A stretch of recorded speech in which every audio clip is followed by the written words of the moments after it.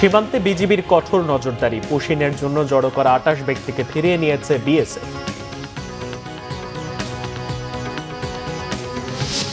ইরানে ফের হামলা চালিয়েছে যুক্তরাষ্ট্র, জবাবে কুয়েত ও বাহরাইনের মার্কিন ঘাঁটিতে ইরানের মিসাইল হামলা।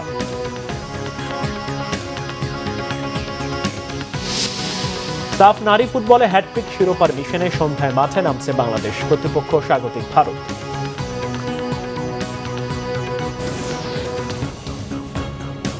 দেখছিলেন ক্রাউন সিমেন্ট সংবাদ শিরোনাম, এবার বিস্তারিত। চাঁপাইনবাবগঞ্জ সীমান্তের শূন্যরেখায় ৩ দিন ধরে অবস্থান করা ২৮ জনকে ভারতের অভ্যন্তরে ফিরিয়ে নিয়েছে বিএসএফ।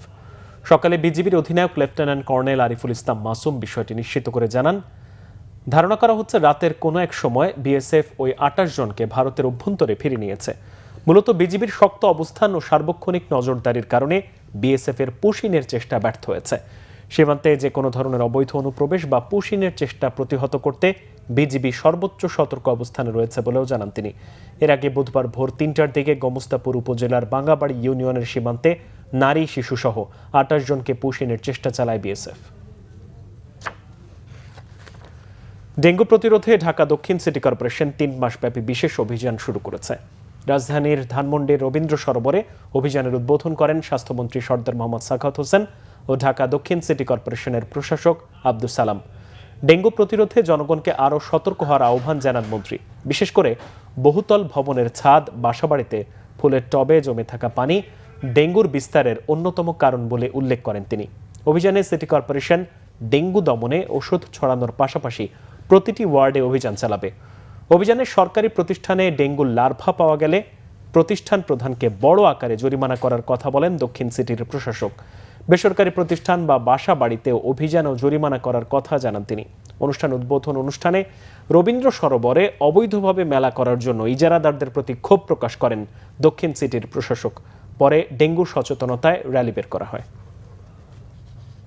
ছাদে পানি পাই, ট্রেনে পানি পাই, পদ্ম লেট্রিনে পানি পাই, মোবাইল কোড, সাথে সাথে জরিমানা করো এবং ব্যাপক হারে জরিমানা করো। ডেঙ্গু মশা কিন্তু স্বচ্ছ পানিতে জন্মায়, স্বচ্ছ পানিতে জন্মায়। কাজে আমাদের প্রত্যেকটা আঙিনা, প্রত্যেকটা বাড়ি, প্রত্যেকটা ছাদ, প্রত্যেকটা রাস্তা আমাকে পরিষ্কার রাখতে হবে। দুর্নীতির চক্র থেকে দেশকে বের করে আনার পাশাপাশি রাষ্ট্র পরিচালনায় স্বচ্ছতা প্রতিষ্ঠায় কাজ করছে সরকার, জানিয়েছেন তথ্য সম্প্রচার মন্ত্রী জহিরুদ্দিন স্বপন। সচিবালয়ে বিদ্যুৎ জ্বালানি পরিস্থিতি নিয়ে আয়োজিত সংবাদ সম্মেলনে কথা বলেন তথ্যমন্ত্রী। বলেন, দুর্নীতি ও মানি লন্ডারিং সহ বিগত সরকারের সময়কার নানা অপরাধের বোঝা বর্তমান সরকারকে বহন করতে হচ্ছে। আগের সরকারগুলো আমদানি নির্ভর নীতিকে বেশি গুরুত্ব দিয়েছে। উৎপাদনমুখী নীতি গ্রহণ করলে বিদ্যুৎ ও জ্বালানি খাতে বর্তমান সংকটময় পরিস্থিতি তৈরি হতো না বলেও মনে করেন জহিরুদ্দিন স্বপন। প্রধানমন্ত্রী তথ্য সম্প্রচার উপদেষ্টা ডাক্তার জাহিদুর রহমান বলেন, 0 থেকে 75 ইউনিট পর্যন্ত বিদ্যুৎ ব্যবহারকারী গ্রাহকদের ক্ষেত্রে বিদ্যুতের দাম বাড়ানো হবে না। এই সিদ্ধান্তের ফলে নিম্ন ও নিম্ন মধ্যবিত্ত গ্রাহকরা সরাসরি উপকৃত হবেন। জানান, বাংলাদেশ এনার্জি রেগুলেটরি কমিশনের শুনানির মাধ্যমে বিদ্যুতের দাম বাড়ানো হলেও সরকারের সিদ্ধান্ত অনুযায়ী প্রায় 65% গ্রাহকের ক্ষেত্রে কোনো দাম বাড়বে না, বরং আগের দামই বহাল থাকবে। হয়েছে লুটপাটের, আপনারাই তো গণমাধ্যম ছিলেন এবং সেখানে জবাবদিহিতা কতটুকু তাদের কাছ থেকে পেয়েছেন এবং আপনাদের মতো এরকম দক্ষ গণমাধ্যমের সামনে দিয়েই কিন্তু এই কাজগুলি ঘটেছে। আজকে যে বিদ্যুৎ পরিস্থিতির উপরে দাঁড়িয়ে আছি এবং আপনারা নিশ্চয়ই বোঝেন যে এত দীর্ঘ দুর্নীতির যে একটা চক্র, বিশেষ করে বিদ্যুৎ এবং জ্বালানিকে ঘিরে, আবার সেখান থেকে বের হয়ে আসাটা কি পরিমাণ সময় লাগতে পারে আপনারা নিশ্চয়ই বোঝেন। এবং প্রথম কথা হচ্ছে আমাদের দেশে জ্বালানি, আপনারা খেয়াল করেছেন আমরা অফশোর মানে গ্যাস উত্তোলনের জন্য অলরেডি কাজ শুরু করেছি। আমাদের অনশোর যা আছে সেটা করব। একটা কথা মনে রাখতে হবে, পৃথিবীর জ্বালানি আমরা যদি নিজের উপরে মোরলেস ডিপেন্ডেন্ট হয়ে পড়তে না পারি, যদি না পারি সেটা করতে, আমাদের জ্বালানি নিরাপত্তায় ঝুঁকি আছে। পুঁজিবাজারে কোম্পানির তালিকাভুক্তিতে শুল্ক সুবিধা সহ এবার ঢাকা ও চট্টগ্রাম স্টক এক্সচেঞ্জ সমসংখ্যক 7টি করে প্রস্তাবনা দিয়েছে। আর প্রায় 1.5 যুগ পর ক্ষমতায় আসা বিএনপি সরকারের কাছে পুঁজিবাজারের জন্য ভালো কিছু চান বিনিয়োগকারীরা। গোলাম ময়নুল হাসানের রিপোর্ট। প্রতি অর্থ বছর বাজেটের আগে ঢাকা ও চট্টগ্রাম স্টক এক্সচেঞ্জ ছাড়াও শেয়ার বাজার সংশ্লিষ্ট এনবিআর কাছে কিছু প্রস্তাবনা দেওয়া রেওয়াজের মতো। এর কিছু বাজেটে প্রতিফলন হলেও বাজারের চেহারার তেমন পরিবর্তন হয়নি। আর শেয়ার বাজারে বড় কোনো ধস হলে 2-1 বছরের মধ্যে আবার ঘুরে দাঁড়ানোর ঘটনা দেশে দেশে রয়েছে।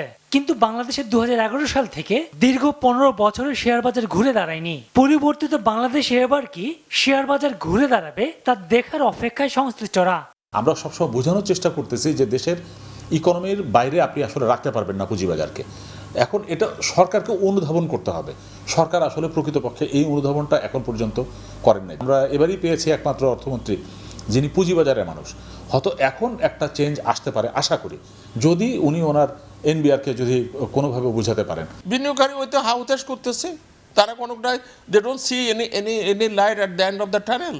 ওভারঅল ক্যাপিটাল মার্কেট রিহলিং করতে হবে, সেটা অর্থমন্ত্রী মহোদয় সেদিন বলেছেন, উনি সবার সামনে বলেছেন।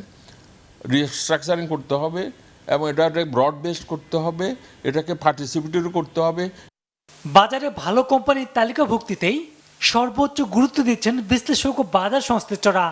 একটা কোম্পানি নতুন আনেন মাল্টিন্যাশনাল থেকে, একটা লোকাল কোম্পানি সরকারি ওনারশিপ থেকে আনেন, শুরু করেন, তারপর বাকিটা চলতে থাকবে। এখন তো কোনোটাই হাঁটতেছে না। সরকার অবশ্যই সময় চাইছে, সময় নিচ্ছে, সময় দেওয়াই হচ্ছে। আমাদের বিনিয়োগকারীদেরকে একটু ধৈর্য ধারণ করতে, উইদাউট নিউ লিস্টিং কিচ্ছু হবে না এখানে। আর সেটা সোর্সটা কি, ওই যে বললাম মাল্টিন্যাশনাল কোম্পানি। আচ্ছা, তারা কেন আসবে? তারা বারবার বলতেছে why should you go for listing, we don't require the capital. এখানে তাদেরকে জোর করে তো আর আনা যায় না, তাদেরকে ইনসেন্টিভ দিতে অসুবিধাটা কি? কিন্তু এনবিআর ওইভাবে চিন্তা করবে না, এটা তাদের কাজ না। চিন্তাটা করতে হবে সরকারকে। আমরা কি করেছে কি না করেছে সেটার চাইতে আমরা সামনে এগিয়ে যেতে চাই। আমি মনে করি যে আমাদের এখানে ভালো ভালো কোম্পানি যারা লিস্টেড হয়, এই ভালো কোম্পানি লিস্টেড করার জন্য যা যা করণীয় দরকার আমাদের সবার আসলে সেই কাজটাই করতে হবে। বিএনপি সরকারের কাছে বিনিয়োগকারীদেরও এবার প্রত্যাশার পারদ উঁচুতে। মাননীয় অর্থমন্ত্রী যেহেতু পুঁজিবাজার বোঝেন, পুঁজিবাজারের উনি আদ্যপান্ত ওনার সমস্যা এবং সম্ভাবনা সবগুলোই ওনার জানা। সো আমরা আসন্ন বাজেটে মানে প্রত্যাশা করছি যে উনি এমন ঘোষণা দিবেন যে ঘোষণার কারণে পুঁজিবাজার তার কাঙ্ক্ষিত গতিশীলতা ফিরবে। এদিকে আগামী 2 মাসের মধ্যে শেয়ার বাজারকে অনন্য উচ্চতায় নিয়ে যাবে সরকার। অর্থমন্ত্রীর এমন বক্তব্য আশা জাগিয়েছে বিনিয়োগকারীদের। ক্যাপিটাল মার্কেটের জন্য will have to do everything. কারণ হচ্ছে আমাকে ফ্রন্টিয়ার মার্কেট থেকে ইমার্জিং মার্কেটে গ্রাজুয়েট করতে হবে।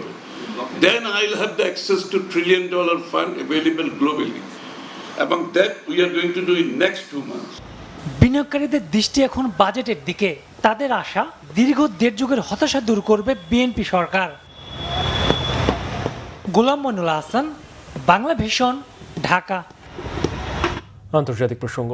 হরমুজ প্রণালীতে অননুমোদিত ট্যাঙ্কার চলাচল নিয়ে বিরোধের জেরে এবার কুয়েত ও বাহরাইনের মার্কিন ঘাঁটিতে মিসাইল হামলা চালিয়েছে ইরান। শুক্রবার রাতে যুক্তরাষ্ট্রের হামলার জবাবে প্রতিশোধমূলক হামলা চালায় ইরানের ইসলামিক বিপ্লবী গার্ড বাহিনী IRGC। ইরানের তাসনিম নিউজের প্রতিবেদনে বলা হয়, শুক্রবার রাত 1টার দিকে ইরানের অনুমতি ছাড়াই 4টি ট্যাঙ্কার হরমুজ প্রণালী পার হওয়ার চেষ্টা করে। একাধিকবার সতর্কতা জারির পরও ট্যাঙ্কার সামনে এগোতে থাকলে বাধ্য হয়ে একটি ট্যাঙ্কারে হামলা চালায় ইরানের বিপ্লবী গার্ড বাহিনী। বাকি জাহাজগুলো মাঝপথ থেকে ফিরে যেতে বাধ্য হয়। এরপর রাত 2টার দিকে ইরানের দক্ষিণাঞ্চলের কেশম দ্বীপ ও উপকূলীয় গরুকে একাধিক রাডার স্থাপনায় হামলা চালায় মার্কিন বাহিনী। প্রতিশোধ নিতে কুয়েতের আলী আল সালেম বিমান ঘাঁটি এবং বাহরাইনে অবস্থিত মার্কিন নৌবাহিনীর 5ম ফ্লিট সদর দপ্তর মিসাইল হামলা চালায় IRGC। শান্তি আলোচনার সম্ভাবনার মধ্যে এই পাল্টাপাল্টি হামলা মধ্যপ্রাচ্যে আবারও বড় সংঘাতের ঝুঁকি তৈরি করেছে। এদিকে লেবানন ও ফিলিস্তিনের গাজায় হত্যাযজ্ঞ অব্যাহত রেখেছে ইসরায়েলি বাহিনী। খেলা খবর ফুটবল। হ্যাট্রিক শিরোপার লক্ষ্যে সাফ নারী ফুটবল চ্যাম্পিয়নশিপের ফাইনালে আজ ভারতের মুখোমুখি হচ্ছে বাংলাদেশ। গোয়ার জওহরলাল নেহেরু স্টেডিয়ামে সন্ধ্যা 7টায় শুরু হবে ম্যাচটি। গত 2 সাফে অপরাজিত চ্যাম্পিয়ন হয়েছিল বাংলাদেশ নারী ফুটবল দল।